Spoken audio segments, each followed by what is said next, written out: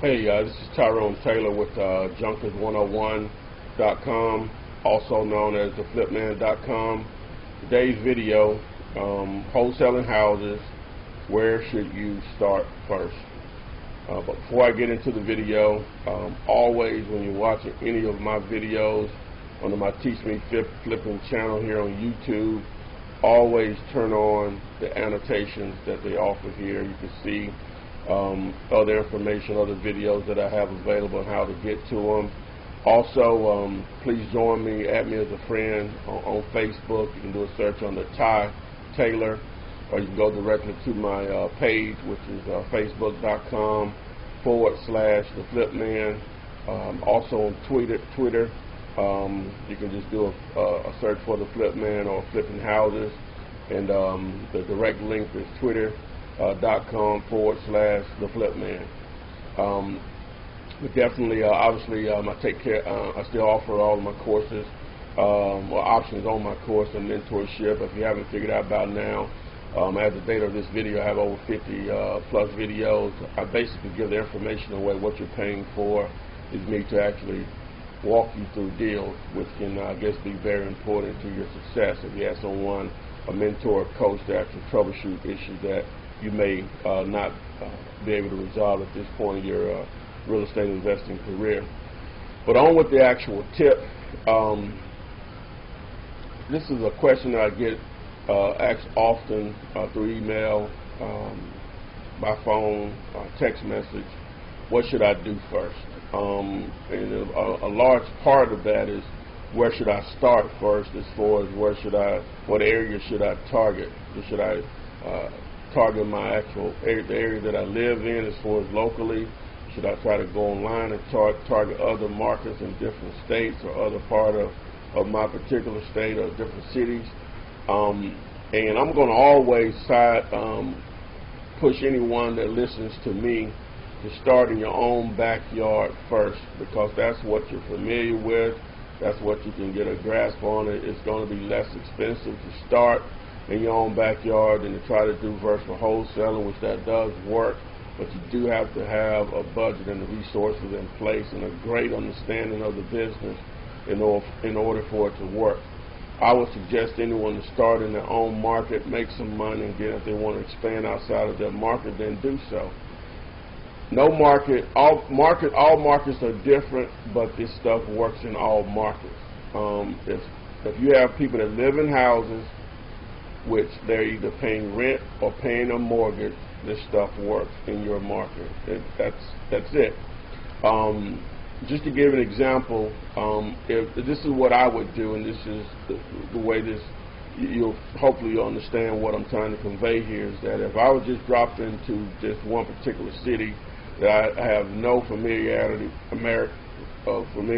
with, as far as what's going on in that market as far as real estate, these are the things that I would do to try to figure out the first part, or the first area to start in that market and expand from there.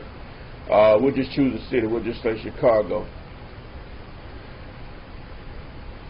Depending on what my resources are, if I had a budget as far as money to work with, I can go about it one particular way, where you can do basically everything online.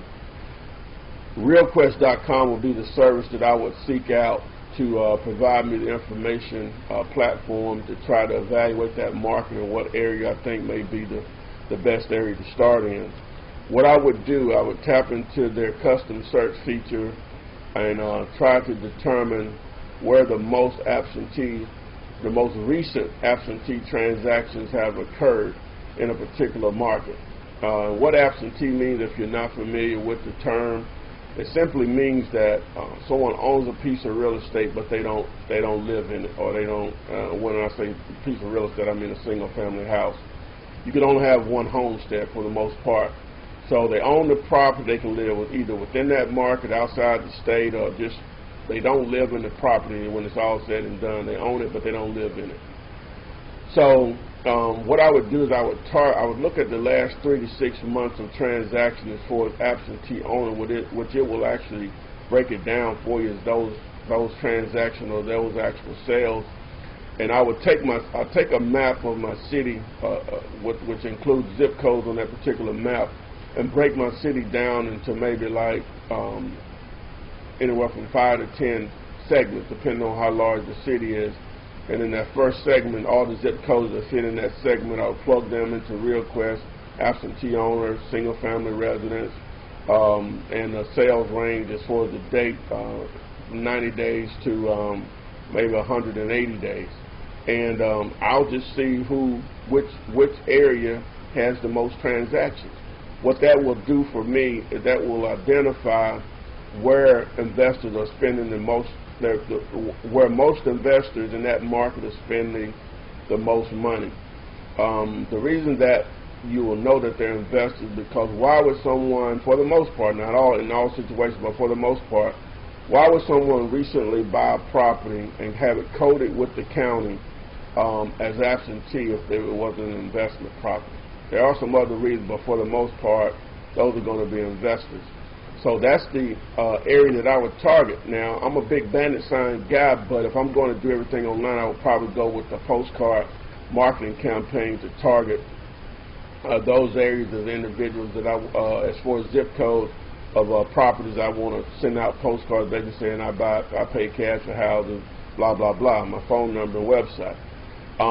The other way to do it, and say you didn't have a budget to work with, is you simply have to get out.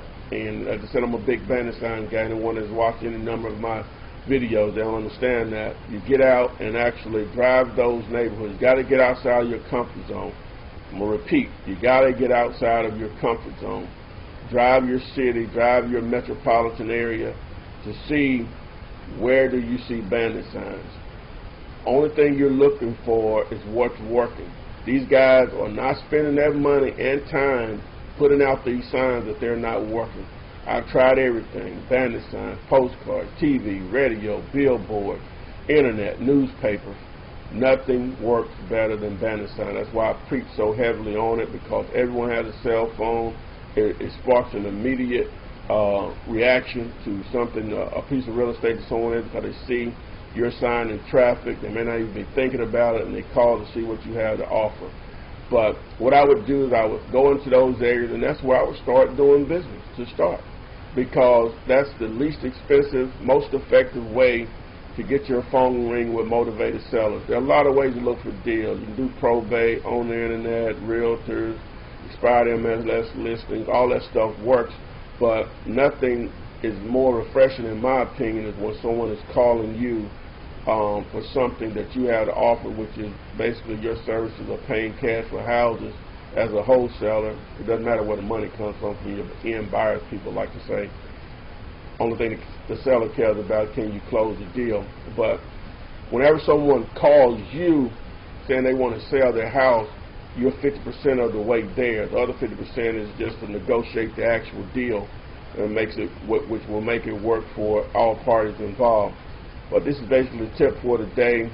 Remember, turn your annotations on any of the videos that you watch of mine. Definitely add me as a friend. Look for me on Facebook, on the facebook.com/theflipman. Also twitter.com/theflipman. You can call or text me 205-492-3425. Also go to my website, theflipman.com or junkers101.com. Take advantage of the free bandit signs that I have to offer. There's 25 of them that you can get. You only have to pay for the shipping.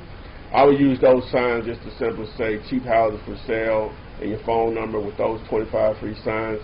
25 are not enough to actually attract enough sellers, so that's why I would use those signs. But hope this video tip works. I'm running out of time here.